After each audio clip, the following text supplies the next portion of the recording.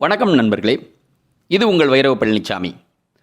அதாவது கொள்குறி வினாக்கள், கேள்விகள் என்னென்ன மாதிரி கேள்விகள் கேட்குறாங்க போட்டித் தேர்வுகளில், அந்த கேள்விகளை நம்ம எப்படி அப்ரோச் பண்ணணும்னு நம்ம பேசிக்கிட்டு இருக்கோம். அதில் தமிழ் வழி கேள்விகளில் நம்ம 5வது பாடமாக பொருளாதாரம் 9ஆம் வகுப்பு மீண்டும் தமிழ்நாடு அரசு பள்ளி கல்வித்துறையோட இதை நம்ம பார்க்க போகிறோம். இதுலேயும் அதே மாதிரி 15 மாதிரிகள் பார்க்கலாம். முதல் மாதிரி வரையறை மாதிரி. ஒரு நாட்டின் பொருளாதார முன்னேற்றம் என்பதே அதன் டேஸ் என்று அறியப்படுகிறது. பொருளாதார மேம்பாடு, முன்னேற்றம், வளர்ச்சி, தன் மேம்பாடு. பொருளாதார மேம்பாடு என்பதுதான் சரி. ஏ. மாதிரி 2 நேரடி மற்றும் நேர்மறை கேள்விகள். தேசிய வருமானத்தின் உண்மை மதிப்பீடாக இவை கருதப்படுகிறது.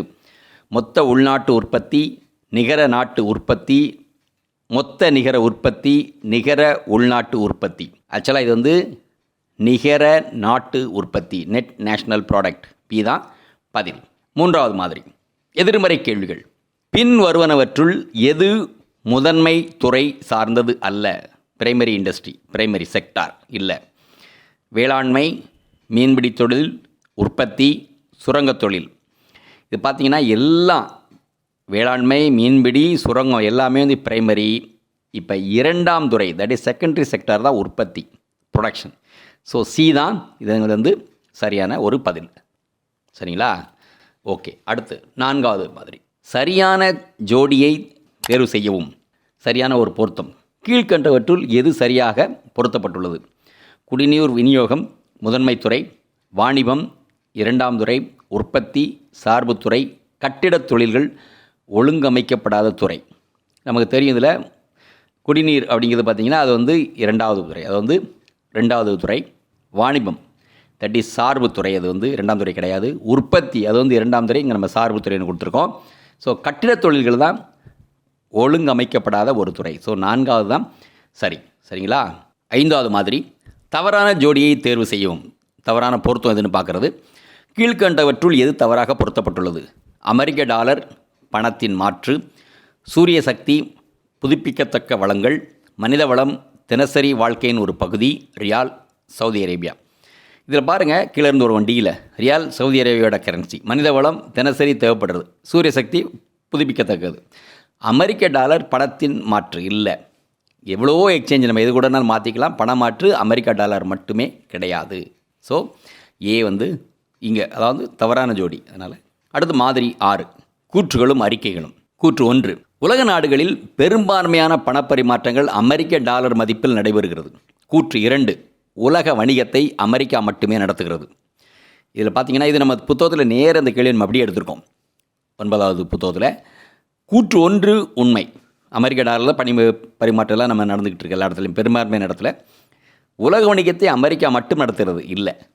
அதனால் கூற்று 1 சரி, 2 தவறு அப்படின்னு நம்ம 4 சாய்ஸ் கொடுத்துருவோம். நம்ம டைரெக்டாக சொல்லிடலாம். கூற்று 1 சரி, கூற்று 2 தவறானது. மாதிரி 7 இந்த 7வது மாடலும் 8வது மாடலும் நம்ம எல்லா இதுலேயும் பேசுவோம். இந்த சரியான கூற்றுகளையோ அறிக்கைகளையோ அல்லது தவறான கூற்றுகள் அறிக்கைகளை கண்டுபிடிக்கிறது நம்மளுடைய கவனம் அதிகமாக, நல்ல மெமரி வேணும். சரிங்களா? இதில் சரியான கூற்றை மட்டும் பார்க்குறது. மாதிரி 7ல் இடப்பெயர்வு பற்றி பின்வரும் கூற்றுகளை கவனிங்கள். அதாவது மைக்ரேஷன் பற்றி.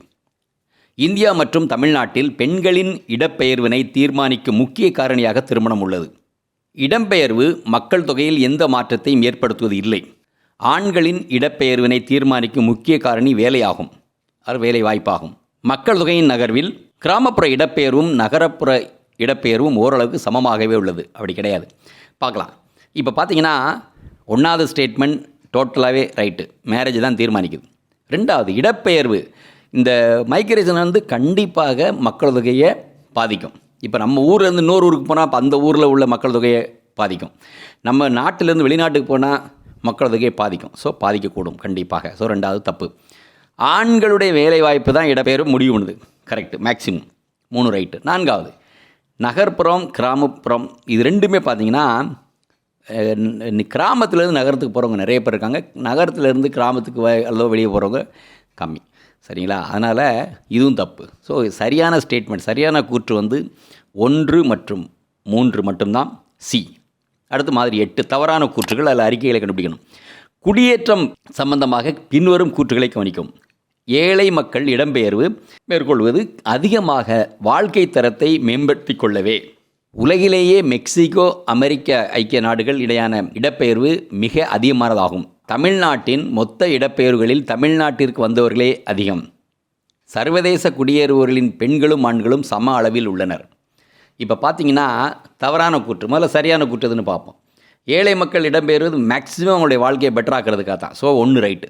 ரெண்டாவது, உலகிலேயே அதிக மக்களுடைய மூவ் ஆகிறது, அதாவது ஒரு நாட்டில் இன்னொரு நாட்டுக்கு போனது வந்து மெக்சிகோ அமெரிக்கா கிடையாது தான். சரிங்களா?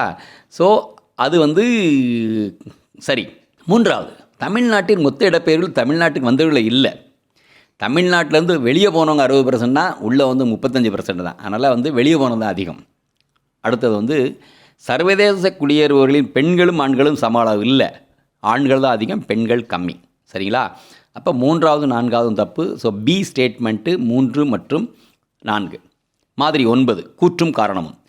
நிகர தேசிய உற்பத்தி என்பது தேசிய உற்பத்தி அளவின் உண்மை மதிப்பீடாக கருதப்படுகிறது. காரணம், இது தேசிய வருமானம் என்றும் அழைக்கப்படுகிறது.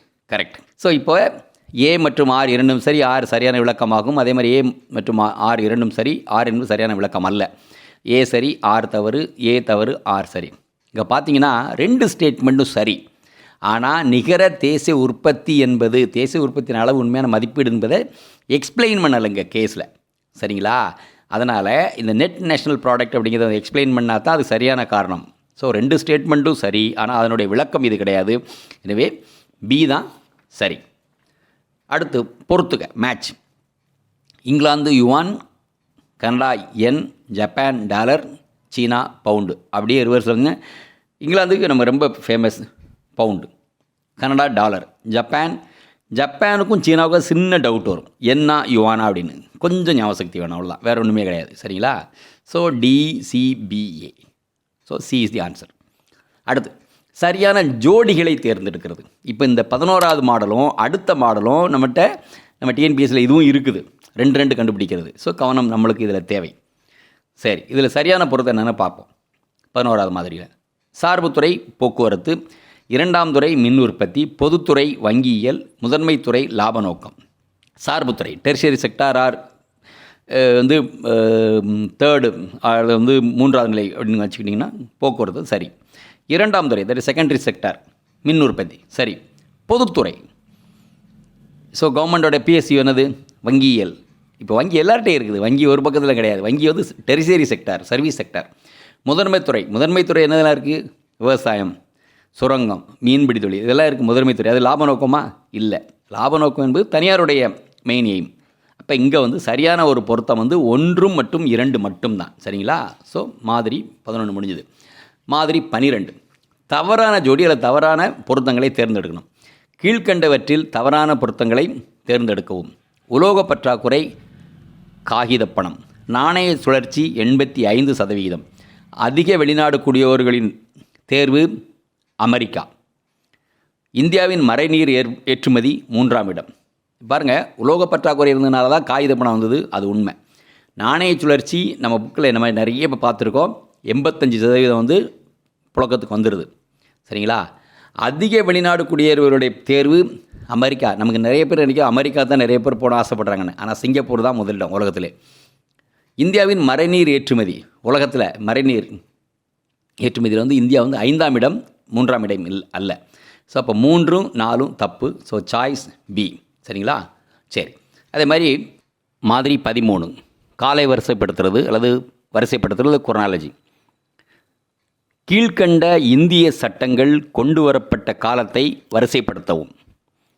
வனவிலங்கு பாதுகாப்பு சட்டம், வன பாதுகாப்பு சட்டம், சுற்றுச்சூழல் பாதுகாப்பு சட்டம், தேசிய பசுமை தீர்ப்பாய சட்டம்.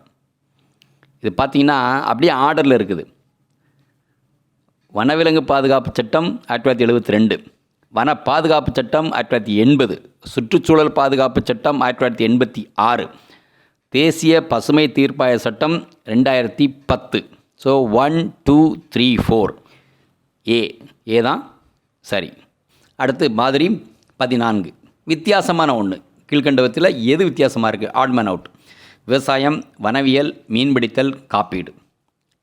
ஏபிசி எல்லாமே வந்து பிரைமரி செக்டார், முதன்மை துறை. காப்பீடு மட்டும் டெர்சியரி செக்டார் ஆர் சார்பு துறை, டி. அதுதான் டிஃப்ரெண்ட். D write. அடுத்து மாதிரி 15 கருத்து பயன்பாடு அல்லது ஃபார்முலா அல்லது வாய்ப்பாடு. இன்றைய பொருளாதார சூழ்நிலையில் உங்களுக்கு 100 கோடி ரூபாய் வழங்கினால் எந்த துறையில் உங்களால் அதிக லாபம் ஈட்ட முடியும்? இண்டஸ்ட்ரி, தட் இஸ் உற்பத்தி ஆல் மேனுஃபேக்சரிங், மீன்பிடித்தல் ஃபிஷிங், கோழிப்பண்ணை, பவுல்ட்ரி, சர்வீசஸ் சேவைகள். இதை நீங்கள் யோசித்து பாருங்கள். எப்படி போட்டாலும் சர்வீஸ் செக்டார்லாம் உங்களுடைய ரிட்டர்ன் ஆன் இன்வெஸ்ட்மெண்ட் அதிகமாக இருக்குது. அதனால் டி என்பது சரியான பதில். சரிங்களா? நன்றி. ஸோ இப்போ இது நம்ம முடிச்சிட்டோம். இனிமேல் வந்து இந்த கொஞ்சம் அனலைசிஸ் வந்து டிஎன்பிஎஸ்சியில் என்ன மாதிரி அனலைசிஸ் கொஸ்டின்ஸு பழைய ஆண்டுகளில் எப்படி கேட்டிருக்காங்கன்னு பார்ப்போம். அதுக்கப்புறம் ப்ரீவியஸ் இயர் கொஸ்டின்ஸை சப்ஜெக்ட் வைஸாக வந்து நம்ம டிஸ்பிளே பண்ணுவோம். சரிங்களா? நன்றி. இந்த வீடியோ உங்களுக்கு பிடிச்சிருந்தா லைக் பண்ணுங்க, ஷேர் பண்ணுங்க, சப்ஸ்கிரைப் பண்ணுங்க, கமெண்ட் பண்ணுங்க, பெல் ஐக்கன் பிரஸ் பண்ண மறந்து போயிடாதீங்க. அப்பதான் நாங்கள் போஸ்ட் பண்ற வீடியோவோட நோட்டிஃபிகேஷன் உங்களுக்கு வரும்.